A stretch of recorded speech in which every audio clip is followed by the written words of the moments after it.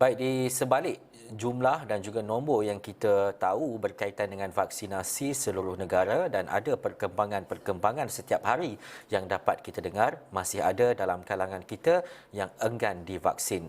Justru kerajaan sebelum ini dicadang mengeluarkan perkeliling khusus mengenai penjawat awam yang masih tidak mengambil vaksin dengan menjelaskan tindakan dan juga pendekatan perlu dilakukan kepada golongan itu dalam isu pengambilan vaksin. Apa yang dinyatakan oleh Presiden Kongres Kesatuan Pekerja-Pekerja dalam Perkhidmatan Awam QPEX Adnan Mat yang menyatakan bahawa adalah penting bagi mengelakkan kerajaan terdedah kepada risiko tindakan undang-undang daripada kumpulan penolak vaksin jika garis panduan atau undang-undang jelas mengenai pengambilan vaksin belum dikuatkuasakan. Justru, Adnan Mat, Presiden Kongres Kesatuan Pekerja-Pekerja dalam Perkhidmatan Awam QPEX bersama-sama saya menerusi Google Meet ketika ini. Assalamualaikum tuan. Waalaikumsalam warahmatullahi wabarakatuh. Ya, saya Adnan, pertama sekali untuk kita melihat kepada keadaan, kita tahu vaksin bukan sesuatu perkara dalam paksaan ataupun perkara yang diwajibkan ketika ini, tetapi adalah penting untuk penjawat-penjawat awam khususnya untuk mengambil vaksin dan juga tidak menolak vaksin berkenaan. Bagaimana QPEX melihat perkara ini terutamanya dalam memastikan bahawa kadar vaksinasi dalam kalangan penjawat awam itu melepasi sasaran yang sepatutnya dan kalau boleh semua mengambil vaksin. Baik, pertamanya kami konsisten untuk menyatakan penjawat awam adalah kumpulan yang seharusnya mengambil vaksin ini.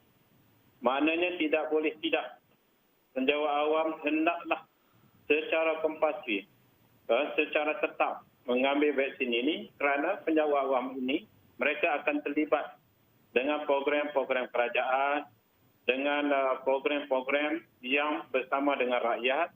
Malah penjawat awam adalah mereka-mereka yang merupakan barisan hadapan kalau bukan dalam sektor Kementerian Kesihatan, kalau bukan dalam sektor keselamatan, mereka adalah petugas-petugas di kementerian-kementerian, di jabatan-jabatan yang sudah tentulah akan berurusan dengan orang ramai, akan berurusan dengan rakyat yang pada ketika ini penjawat awam lah yang kita nak digembelingkan supaya membantu rakyat untuk kembali pulih dalam ekonomi. Jadi justru itu adalah tidak betul jika penjawat awam itu tidak mengambil vaksin. Adalah tidak patut jika penjawat awam itu tidak mengambil vaksin. Adalah amat tidak bagus jika penjawat awam tidak mengambil vaksin. Pada masa yang sama mereka kembali bertugas secara fizikal, akhirnya telah memberi keadaan situasi jabatan mereka pada keadaan yang terdedah kepada keselamatan, terdedah pada jangkitan dan akhirnya menjadi sebahagian daripada rantaian-rantaian jangkitan. Justru itu penjawat awam hendaklah secara sepenuhnya mengambil vaksin untuk kita pastikan keselamatan di jabatan-jabatan dan dengan itu kita boleh fokus kepada menggembeling tenaga untuk membantu rakyat dan kerajaan kembali pulih dalam sektor ekonomi negara kita. Cik Adnan, ada atau tidak data ataupun jumlah mereka dalam kalangan penjawat awam yang tidak mahu divaksin dan juga apa mekanisme yang perlu dilaksanakan oleh QPEX dalam membantu ataupun memberi penerangan yang jelas kepada golongan-golongan berkenaan? Baik, kami QPEX kami telah dimaklumkan terdapat jumlah hampir 30,000 penjawat awam yang sebahagiannya kita anggap jumlah yang belum divaksin. Sebahagiannya mungkin gagal dalam bentuk mendaftar dalam sejahtera. Sebahagiannya adalah gagal kerana kesihatan mereka tidak mengizinkan dan sebahagiannya adalah dalam kumpulan-kumpulan berisiko untuk divaksinkan kerana penyakit yang mereka sedia ada dan sebahagiannya tidak selesa. Tetapi untuk meletakkan mereka ini dalam kumpulan anti-vaksin, mereka bukan dalam kumpulan tersebut. Kerana kita tidak ada pendedahan secara terang-terangan. Kerana kita tidak ada melihat kumpulan-kumpulan ini bangkit secara terang-terangan untuk menyatakan mereka tolak vaksin. Tetapi mungkin sebahagian daripada mereka ini adalah termasuk dalam kumpulan belum tiba tarikhnya, termasuk dalam kumpulan belum bersedia untuk vaksin, termasuk dalam kumpulan rasa takut untuk divaksin. Dan inilah kumpulan-kumpulan yang strategik bagi kami untuk kita membantu mereka supaya mereka ada kekuatan mendapatkan vaksin, supaya mereka faham sebagai penjawat awam.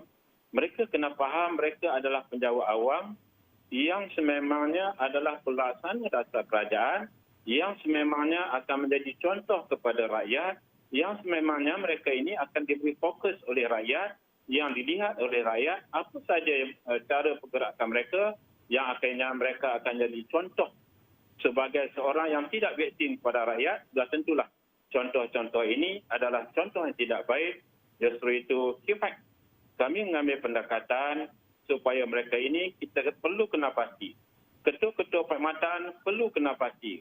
Ketua-ketua jabatan perlu tahu berapakah jumlah anggota di bawah tanggungjawabnya yang belum vaksin, agar mereka dan kami sama-sama mengambil langkah mengenal pasti dan seterusnya menentukan supaya mereka ini akan juga disuntik ataupun divaksin pada suatu masa atau tarikh yang bersesuaian.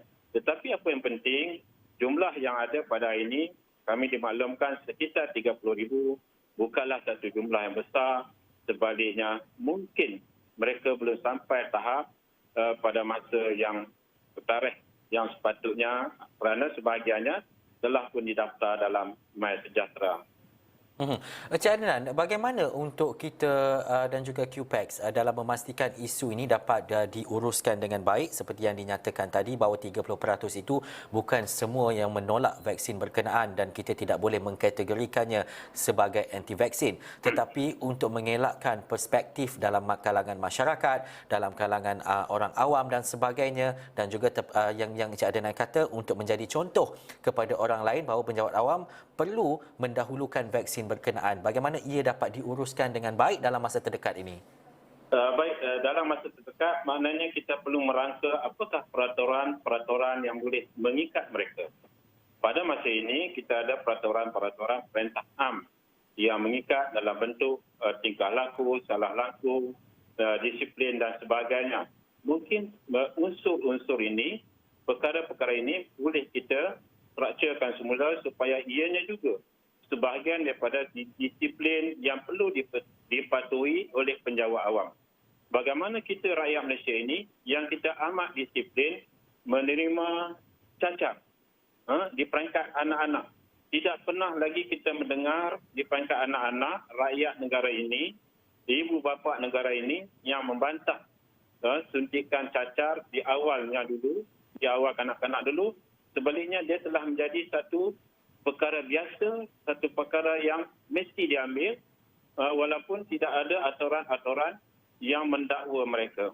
Tapi kerana itulah kita perlu masukkan mereka ini sebahagian daripada perkara-perkara tingkah laku, peraturan-peraturan penjawat awam yang disiplin mereka sebahagian daripada suntikan ini boleh dimasuk sebagai peraturan dan tingkah laku penjawat awam yang boleh diambil tindakan untuk masa-masa yang akan datang. Jadi ini untuk memastikan penjawat awam terus kekal disiplin, mematuhi dasar kerajaan kerana dia sendiri adalah anggota perkhidmatan awam yang akan memberi perkhidmatan kepada rakyat dan negara ini. Ya. Baik, terima kasih Adnan Mat, Presiden Kongres Kesatuan Pekerja-Pekerja dalam Perkhidmatan Awam QPAX, dan kita mengharapkan agar 30,000 mungkin berbaki penjawat awam ini dapat diselesaikan dengan segera, dan juga untuk kita faham bahawa ia tidaklah melibatkan kepada mereka yang dikategorikan sebagai anti vaksin, tetapi mungkin ada faktor-faktor lain yang mempengaruhi dalam pemberian vaksinasi berkenaan kepada jumlah penjawat awam yang masih lagi belum menerima vaksin. Terima kasih sekali lagi